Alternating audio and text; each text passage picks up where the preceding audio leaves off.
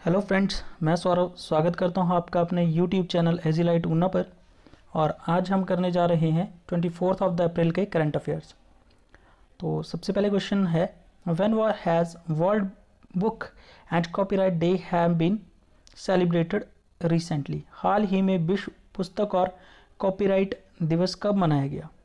तो ये मनाया गया है 23 अप्रैल को, world book and copyright day.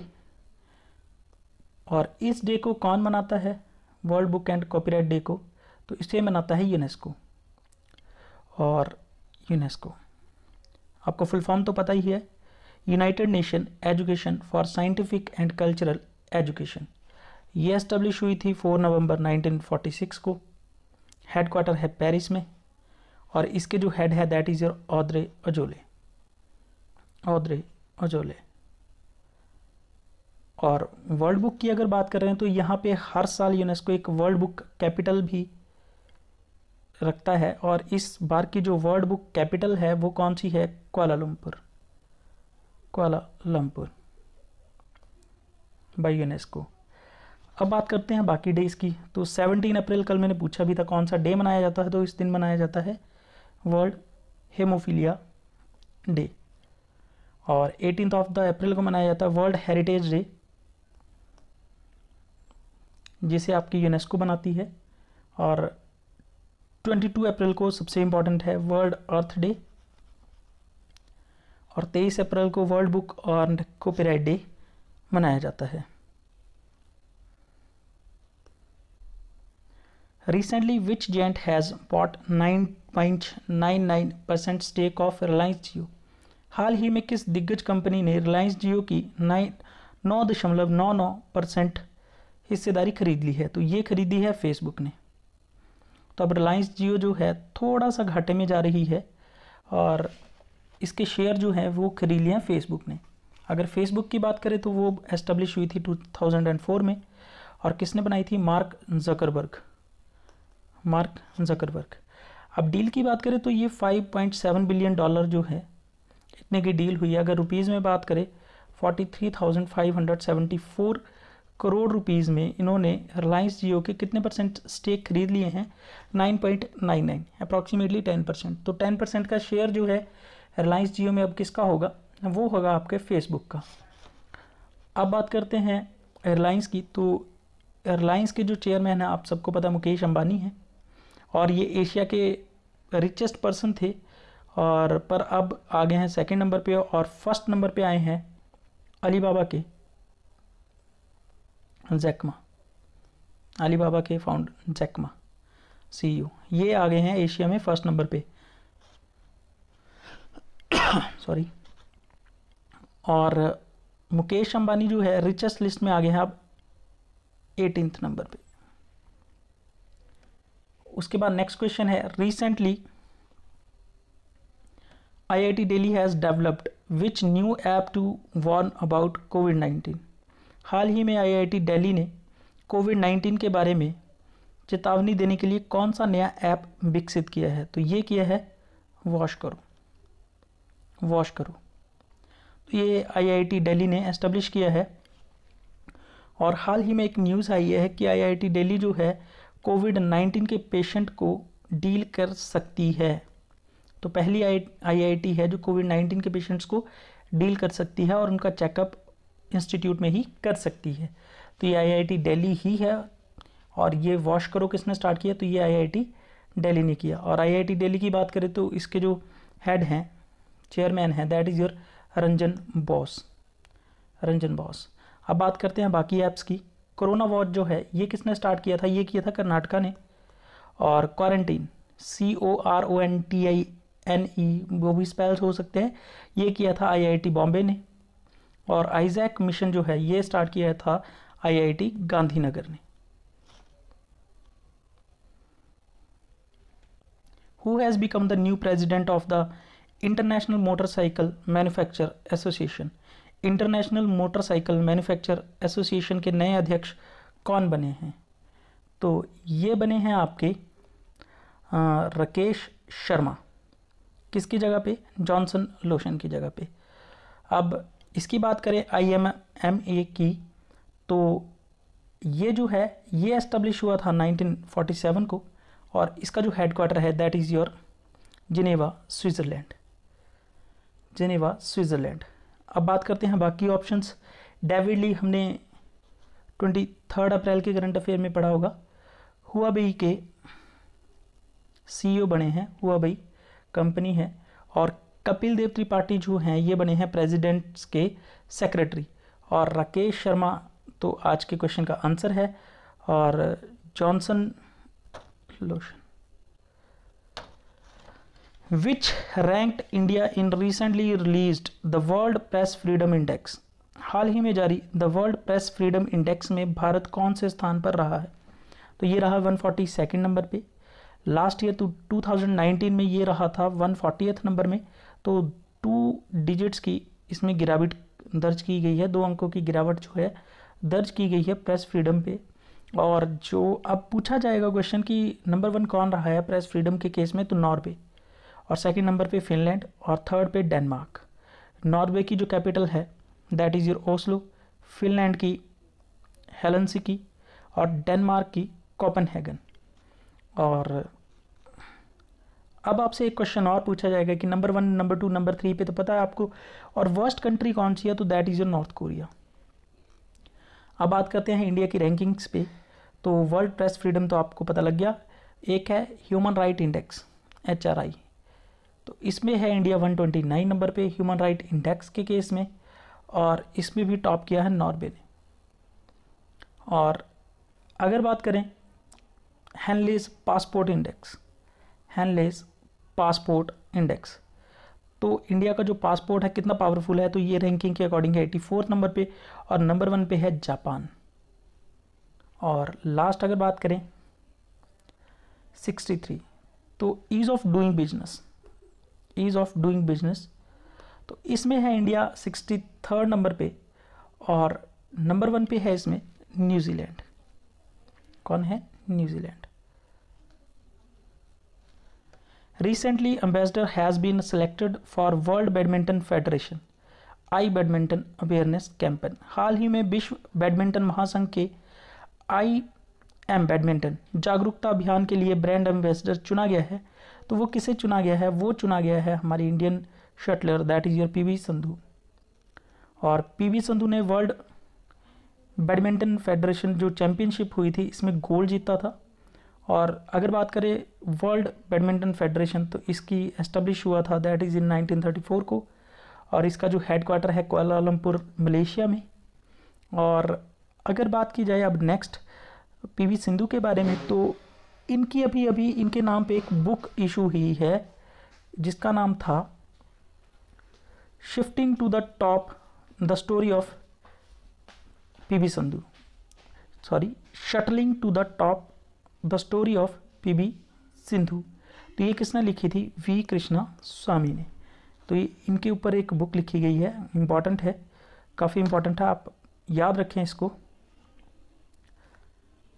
Next question है India's largest IT company TCS will launch the first fully digital bank in which country. Bharat की सबसे बड़ी IT कंपनी TCS किस देश का पहला पूर्ण डिजिटल बैंक लॉन्च करेगी? तो TCS की हेल्प से, टेक्निकल हेल्प की सहायता से पूरी ऑनलाइन डिजिटल जो है बैंकिंग स्टार्ट करेगी इजराइल।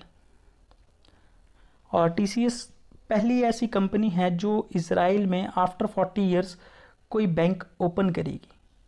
ठीक है, तो इजराइल की बात करें तो इजराइल की कैपिटल है जेरूसलम। और इजराइल के बारे में अगर करंट अफेयर से बात करें तो इन्होंने एक मिशन चलाया था चंद्रयान, काफ़ी इंपॉर्टेंट है, पेपर में एग्ज़ाम में आ चुका है ये चंद्रयान। चंद्रमा तक पहुंचने के लिए बैरिसटाइल से इन्होंने लॉन्च किया था। और किसकी हेल्प से? That is by the SpaceX. SpaceX American launcher है जो लॉन्च करते हैं, स्पेस कंपनी है स्पेसएक्स। तो इनकी हेल्प से इन्होंने चंद्रयान जो है लॉन्च किया था जो अनसक्सेसफुल रहा। In which state 100% reservation for ST class in the recruitment of teachers has been declared invalid? किस राज्य में शिक्षकों की भर्ती में ST वर्ग को 100% आरक्षण अमान्य घोषित कर दिया गया है। तो ये कहाँ पे कर दिया गया है? ये कर दिया गया है आंध्र प्रदेश में। अभी अभी हाल ही में टीचरों की भर्ती हुई थी जहाँ पे एसटी कैंडिडेट्स की 100% रिजर्वेशन को इन्होंने अमान्य घोषित किया था। इसके बाद ये स्टूडेंट्स जो हैं ये कहाँ गए? ये सुप्रीम कोर्ट के पास गए और सुप्रीम कोर्ट ने क्या कहा? सुप्रीम कोर्ट ने कहा कि जो भी आपकी कैटेगरी या रिजर्वेशन होती है ये पूरी की पूरी कंट्रोल्ड होती है आपकी स्टेट गवर्नमेंट के अंडर। तो जैसे जैसे स्टेट गवर्नमेंट आपके रूल्स बनाएगी वैसे फॉलो करना पड़ेगा। तो अब बात करते हैं रिजर्वेशन की। तो ये रिजर्वेशन जो है कौन से आर्टिकल में है? That is by the article number 16 of the constitution. तो उसके बाद अगर बात की जाए आंध्र प्रदेश के बारे में, तो आंध्र प्रदेश के जो सीएम हैं वाईएस जगनमोहन रेड्डी और गवर्नर है विश्वभूषण हरिचंदन। और अगर बात की जाए सबसे ज़्यादा जो समुद्र के साथ तट रेखा बनाता है, पहले पे है गुजरात और दूसरे पे है आंध्र प्रदेश। तो उसके बाद अगर बात की जाए यहाँ पे टेम्पल्स की, तो यहाँ पे है श्री वेंकटेश्वर स्वामी वारी टेम्पल, इम्पॉर्टेंट है। और रंगनाथ टेम्पल काफ़ी एग्जाम में पूछा जाता है, आंध्र प्रदेश के नेल्लोर में रंगनाथ टेम्पल। और उसके बाद है श्री गन्ना सरस्वती देवास्थानम शिवा मल्लिकार्जुना टेम्पल। और उसके बाद नेशनल पार्क। तो जो पहले 2 टेम्पल्स है ये इंपॉर्टेंट है। उसके बाद देखते हैं नेशनल पार्क में श्री वेंकटेश्वर नेशनल पार्क भी है, आपका टेम्पल भी है, पापीकोंडा नेशनल पार्क, उसके बाद कोरिंगा नेशनल पार्क। तो ये 3 जो है इंपॉर्टेंट है। उसके बाद जो बाकी बचे हैं वो आप पढ़ सकते हैं, that is your Kaundinya wild life sanctuary and Gundla Brahmeshwar wild life sanctuary. तो अब करते हैं आंध्र प्रदेश के जो करंट अफेयर्स थे, करंट अफेयर्स में रिलेट किया है। तो south India's earliest Sanskrit inscription found in Andhra Pradesh. तो साउथ इंडिया की अर्लीस्ट संस्कृत की जो इंस्क्रिप्शंस हैं, जो लेख हैं, वो पाए गए हैं आंध्र प्रदेश में। दूसरा है आपका दिशा एक्ट। आपको पता होगा कि हैदराबाद में रेपिस्ट को एनकाउंटर कर दिया था पुलिस ने। तो उसके रिगार्डिंग पहले तो ये है कि 4 महीने जो है केस चलता है। तो इन्होंने क्या किया है कि केस को आपको 21 डेज़ में फास्ट ट्रैक में रिजल्ट देना पड़ेगा, 21 डेज़ में। तो ये है दिशा एक्ट। और बाकी स्टेट्स भी मेरे ख्याल से इसको अपनाना चाहिए, दिशा एक्ट जो आंध्र प्रदेश ने अपनाया है कि 21 डेज़ के अंदर अंदर जब भी कभी रेप होता है तो उसकी जजमेंट आ जानी चाहिए फास्ट ट्रैक कोर्ट के अंडर। और उसके बाद आंध्र प्रदेश ने स्टार्ट किया नाडू नेडू स्कीम। ये क्या स्कीम है कि स्कूल्स में आपकी कम्पिटिटिव जो है स्टडी जो है वो करवाई जाएगी, कम्पिटिटिव स्टडी। तो नाडू नेडू के स्टूडेंट्स को, जो स्कूल गोइंग स्टूडेंट्स हैं, उनको कम्पिटिटिव एग्ज़ाम की जो है स्टडी करवाई जाए। और उसके बाद है ASI archaeological survey of India. Father of archaeological survey of India is known as Cunningham. इन्होंने क्या किया है, Gottiprolu a historic trade centre, यहाँ पे एक जगह मिली है जो काफ़ी साल पुरानी मानी जा रही है और ये ट्रेड सेंटर रहा होगा काफ़ी टाइम पहले। और ये कहाँ पे है? नेल्लोर, आंध्र प्रदेश में। उसके बाद बात करें आंध्र प्रदेश में YSR वाहन मित्रा एक स्कीम लॉन्च की गई है। इसके अंडर क्या है कि जो भी सेल्फ एम्प्लॉयड ड्राइवर्स हैं जिन्होंने अपनी टैक्सियाँ रखी हैं उनको सरकार देगी 10,000 रुपीज़ और टोटल 5 ईयर्स में 50,000 जो है इनको दिया जाएगा गवर्नमेंट की तरफ से। और उसके बाद है YSR। आपने एक चीज़ याद रखनी है, YSR से जो भी स्कीम लॉन्च होती है 99% वो कहाँ से होगी? आंध्र प्रदेश से। उसके बाद Andhra Pradesh the state won the first prize for best state for development of tourism. Tourism के लिए ये है। और फिल्म फ्रेंडली उत्तराखंड है। और अगर आपसे IT इनोवेशन के बारे में बेस्ट स्टेट पूछे तो वो है तेलंगाना। उसके बाद है आपके पास tiger triumph US joint tri services exercise जो हुई है वो कहाँ पे हुई है? वो हुई है विशाखापट्टनम, आंध्र प्रदेश में। टाइगर ट्रायम्फ जो होती है एक्सरसाइज वो US के साथ होती है। बाकी 2 हैं, वज्र प्रहार है और एक युद्ध अभ्यास है। उसके बाद नेक्स्ट चलते हैं। नेक्स्ट क्वेश्चन है आपके पास, recently how many $billion financial assistance will the new development bank provide to India. हाल ही में न्यू डेवलपमेंट बैंक भारत को कितने बिलियन डॉलर की वित्तीय सहायता प्रदान करेगा? तो ये करेगा 1 बिलियन। तो ये करेगा 1 बिलियन की सहायता। ठीक है, तो अब बात करते हैं new development bank. New development bank या इसको कहा जाता है BRICS bank. BRICS means Brazil, Russia, India, China and South Africa. ये कंट्रीज़ हैं, इनको मिला के एक बैंक बना था एनडीबी, जिसका हेडक्वार्टर है शंघाई में। और इसके जो हेड हैं that is your KV Kamath, जो एक इंडियन है, KV Kamath, that is your Indian KV Kamath. और उसके बाद अगर बात करें तो न्यू डेवलपमेंट बैंक जो है 2015 में बना था, और सेम ऐसा ही बैंक बना था AIIB,